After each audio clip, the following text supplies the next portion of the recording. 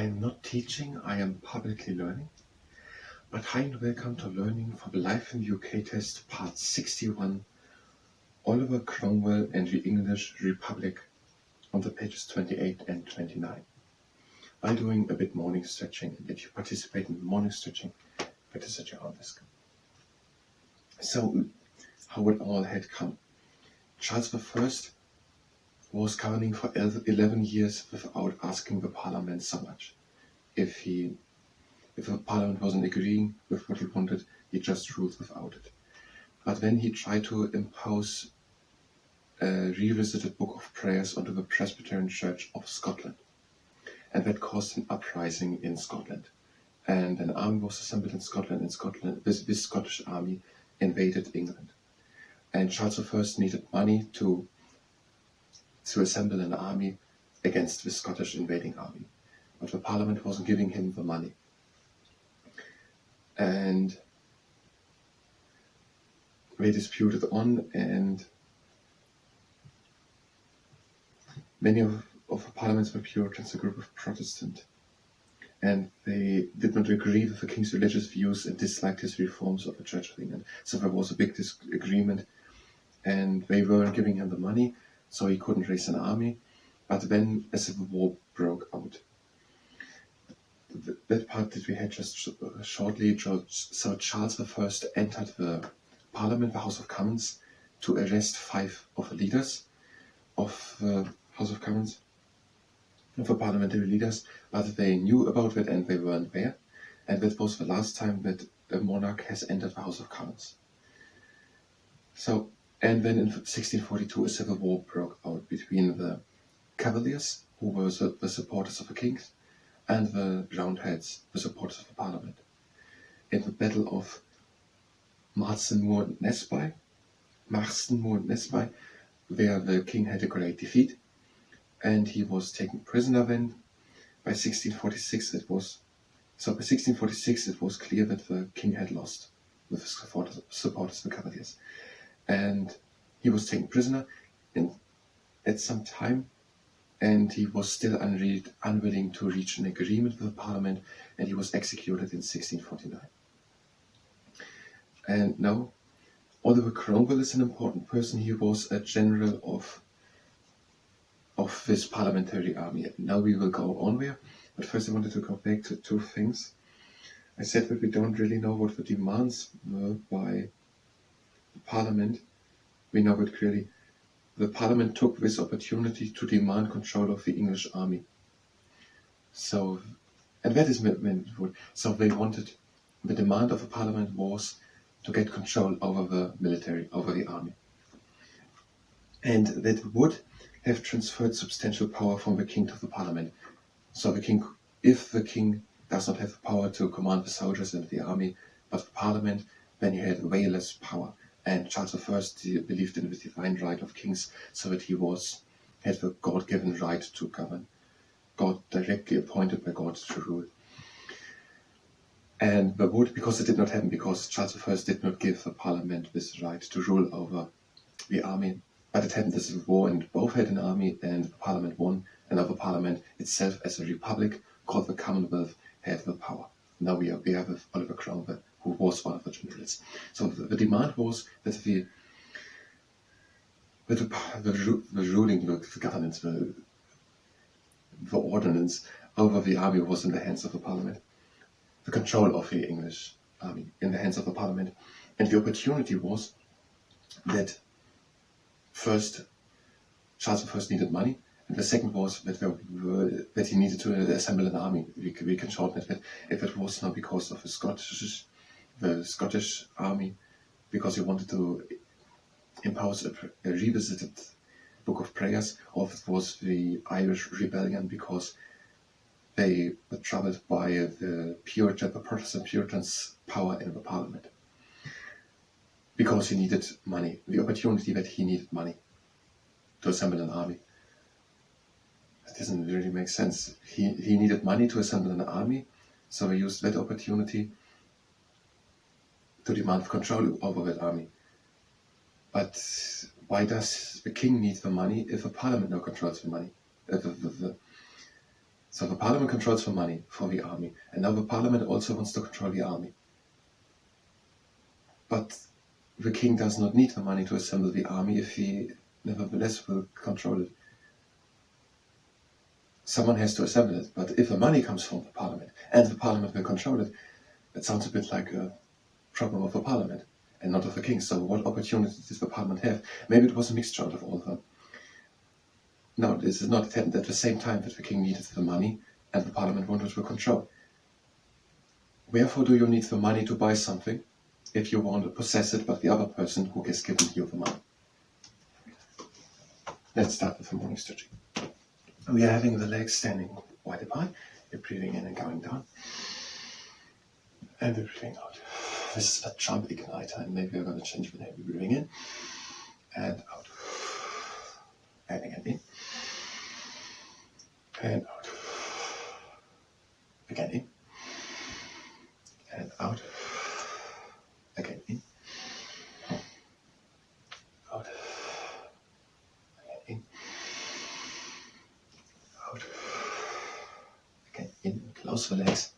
And that was the jump igniter. So let's go on with the next exercise. And we are always breathing in through the nose, deep into the chest, and out through the mouth. So breathe in through the nose, into the chest. Lift the arms up. And breathe out through the mouth and go to the side. And breathe again in and open the rib cage.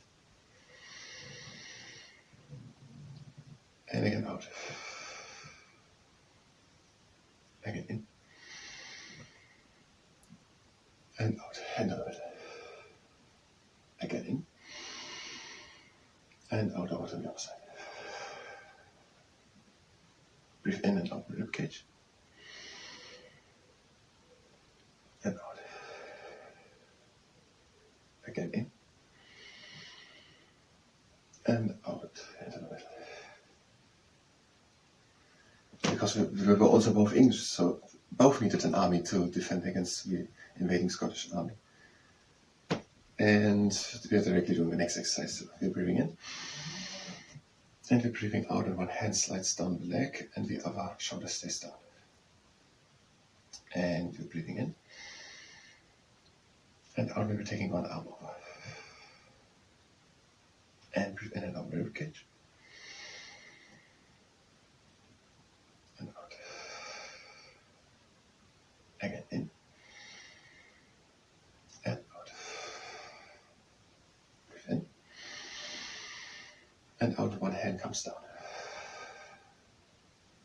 Breathe in. And out, and we're taking the arm over. Breathe in and out the rib cage. And out. Again in. And out into the middle. And we're directly doing the last one of the standing exercise. The feet standing together, breathing in and lifting the arms up. And out. One hand comes down. Breathe in and reach to both ends. And out. Again in. And out. One hand comes down. Breathe in and reach. And out. Again in. Out. Breathe in and reach. And out. And the last time in. And out to the other side. Breathe in and reach. And out. But we don't know what happened with the Scottish army. Maybe the uprising in Ireland was too far away to act immediately, and the parliament could play a bit around, use this opportunity. And the Scottish army was more opposing to the king and not so much against the parliament. So maybe the parliament weren't seeing the invading army as such a great threat for themselves. But we have something to Ireland here, so not too fast. So for now the army was in control. For a time it was not totally clear how the country would be governed. It was now a republic. The king was executed by the parliamentary army in 1649, and it was called the Commonwealth, a republic. No one really knew not totally clear how the country would be governed. For now, the army was in control, so the soldiers and the leaders were in control. One of its generals, Oliver Cromwell, was sent to Ireland, where the revolt, which had begun in 1641, still continued, and where there was still a royalist army. So, Oliver Cromwell, a general of the parliamentary army. He was probably after 1649, after the civil wars, or that one civil war between the Cavaliers and the King Charles I and the parliamentaries, the Roundheads, had ended. So Oliver Cromwell, the general of the parliamentary army, was sent to Ireland, where the revolt which had started in 1641, was still ongoing. And there was still a royalist army. Cromwell was successful in establishing the authority of the English Parliament, but did this with such violence that even today Cromwell remains a controversial figure in Ireland. In Northern or in the Republic of Ireland? Because it is important, one of them is not in the UK. So is Oliver Cromwell a controversial figure in the United Kingdom? But we have a photo of him. Oliver Cromwell was the leader of the English Republic. There we have a photo of Oliver Cromwell. And it's not a photo, it's a portrait. Oliver Cromwell was sent to Ireland. He was able to establish the English rule, but he did that not in a nice way, in a violent way, and that is why in Ireland he is controversial. We're having the legs standing wide apart, we're breathing in. And we're breathing out and we're going down. And now we're breathing in through the nose, deep into the chest. And out through the mouth. And again in. And out. Again in. And out over to the other side. And breathe in. So we're going to one leg. And out. Again in. And out over to the other leg. Again in. And out. Again in. And out back into the middle. Breathe deep in. And out, we're coming slowly up of a round back and back into the top, up backwards, shoulder drop. And now we are in the feet same together, we're doing the same. We're breathing in. And out, and hanging again down. And breathe again deep in through the nose into the chest. And out through the mouth. Again in. And out. Again in. And out. Again in. And now out, we're coming slowly up, round back, and begin to top. And backwards, shoulder drop. Now the name doesn't fit with the jump igniter because we're doing it now as the closing exercise. We're breathing in. And out. And again in. And out. Again in. And out. Again in. And out. We're closing the legs. But in the other way it fits because we don't want to de-stretch with this exercise. The whole thing is meant to stretch the whole thing. So it does fit even if it's the closing exercise. And the other thing is, I think they want us to say that the demand was that the king has to give the rule over the army into the hands of the parliament, and the opportunity was that the king needed money. I think they wanted simplified down to that. And maybe because they wanted to simplify it, they don't giving us enough information to really think through what makes sense. In a way, it makes sense if we simplify it right way down. Maybe they have given us so much information so that we enough information to understand it, but not to understand it really. And if we try to understand it really, there are holes in the story, but they have to give us some information. And if they would give us just the simplified version, we would understand basically nothing. So they're giving us something, and that something is enough to wonder, and not enough to understand, but it's necessary to understand the simplified version. I don't think we will continue with Oliver Cromwell and the English Republic. I thank you very much, and until next time.